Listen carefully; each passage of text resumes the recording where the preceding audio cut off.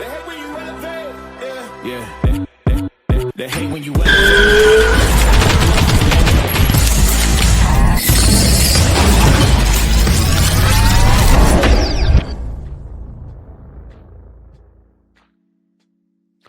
ATP, what it do with your boy Clay?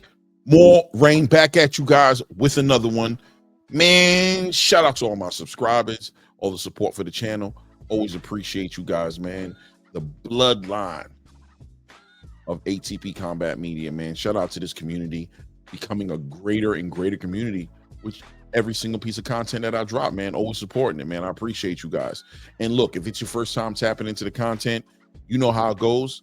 I'm going to invite you to go ahead and hit that subscribe button, hit your bell icons as well right next to the subscribe button to make sure that you get notifications when all this content is dropping. So look, this is a late one.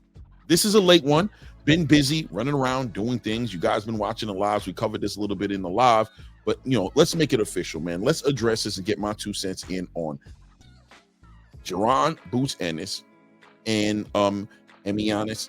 I can never say this guy's name right. Stanionis. I can't say his name right for nothing. I apologize, man. But this is going to be a unification fight that Jaron Ennis has been looking to get involved with, probably justify, and we'll talk about that as well. Like, is this finally going to justify him staying at 147 pounds? You guys know the story. Turkey Al-Sheikh put an offer out there for Jaron Ennis to compete at 154 pounds against Virgil Ortiz, a current WBC interim title holder at the super welterweight or junior middleweight division, however you want to look at it. And Jaron Ennis walked away from the opportunity. He said, listen, it was too soon. It was definitely too soon. And at the end of the day, he wanted to see if he can go ahead and unify in his division at 147. He said, listen, I didn't get a chance to actually fight for my IBF title. Always felt some kind of way about it. Didn't like the title that these crazy fans have been giving me as far as calling me an email champion. Said, man, I want to fight somebody, and I want to fight somebody for a championship. If I can go ahead and at least unify, I'll consider going up to 154 at that point. Listen, Eddie Hearn, Jaron Ennis just recently signing to Matchroom. Eddie Hearn's done a great job, in my opinion, so far. Already given him 2 fights in his hometown in Philadelphia at the Wells Fargo Center. He's headlined both of the cards and probably made some of his biggest paydays. But look, the reason Jaron Ennis came over to Matchroom was Eddie Hearn's A, ability to keep him active, but B, also understanding that he wants to unify, if anything, ultimately become undisputed at 147 pounds, something he wasn't able to put together when he was there with Cameron Duncan, rest in peace, of course, to Cameron Duncan and Steven Espinosa at the time when he had his deal with Showtime, right? So Showtime Boxing went out of business. Here he is looking for a new home, and he goes to Eddie Hearn. And Eddie Hearn pretty much has delivered thus far as the activity is concerned, but hasn't been able to deliver on the unification title front is concerned, right? He tried to go ahead and negotiate a deal with Brian Norman Jr. You guys are aware of that situation and how that ended up being a very messy public negotiation on social media, where Eddie Hearn basically said, listen, they made an offer to Brian Norman Sr. and they walked away from the offer. Sr., of course, backing that up, seeing that what was put out there, and had to defend himself, said, listen, we gave him a counteroffer, a fair counteroffer. We didn't walk away from the opportunity to fight Jaron Ennis, but we gave them our terms and they didn't meet the terms. It looked like Eddie Hearn tried to meet the terms, meeting them halfway. I believe the deal went as far as close to like 1.7 million, which is what, $300,000 shy of $2 million, which I think was the original.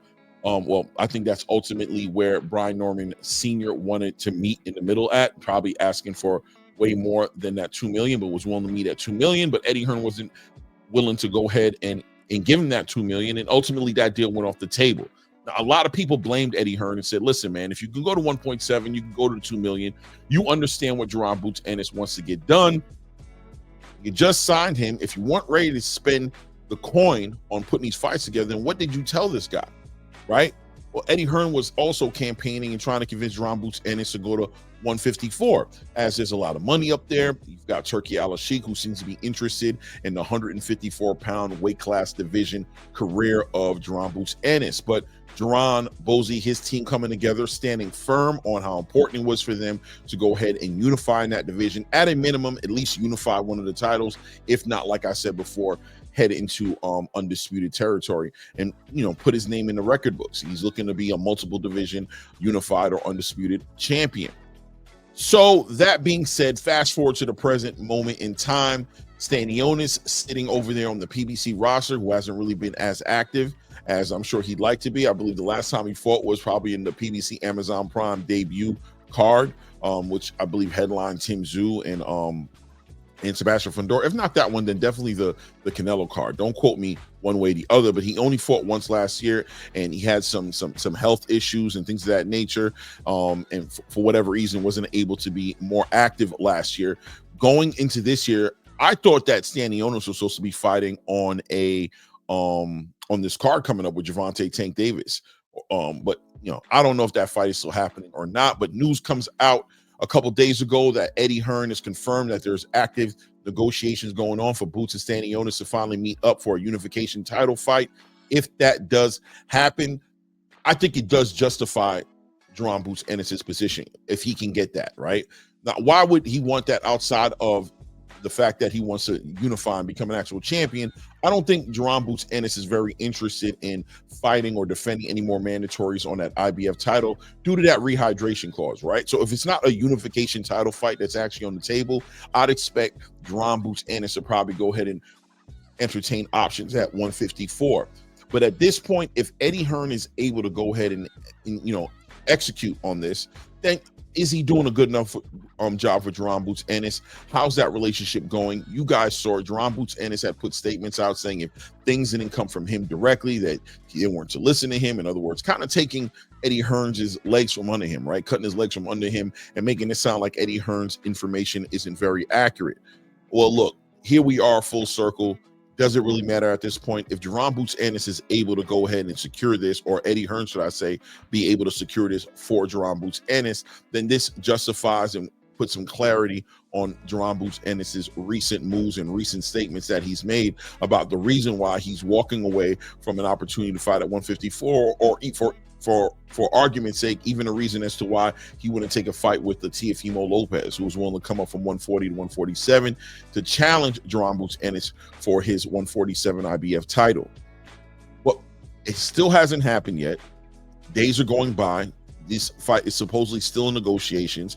I'm still in the dark as far as is Stanionis supposed to be defending his title against his mandatory in the coming months on the Tank Davis card. And if that is the case, then what sense would it make to go ahead and start negotiating a fight between Stanionis and Jaron Boots Ennis for a title that we don't even know is going to still be there after March 1st? If the case is true that Stanionis will be defending his mandatory, he could very well lose that fight, right? And have no title, which in that case, why would Jaron Boots Ennis be interested in putting that fight together?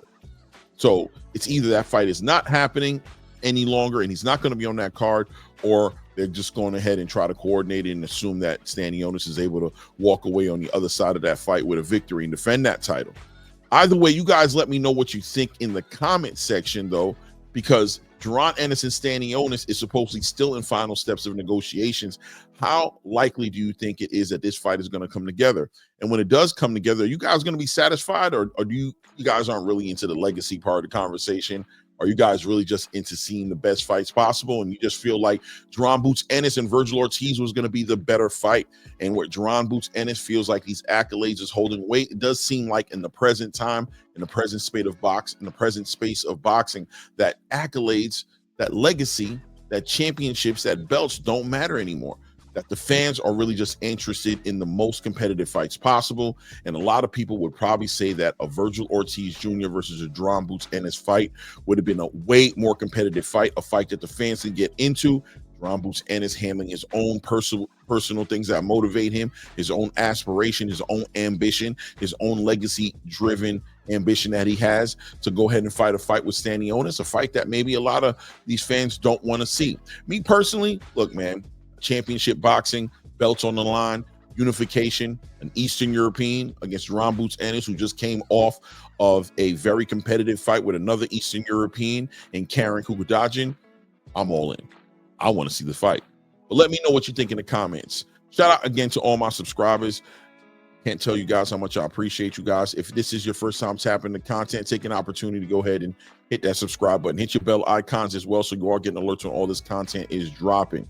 It is what it is. Boxing is in season. It's 2025. A lot more to talk about. Guys, keep your eyes in on that content that we dropping. And on that note, and at this point, you out.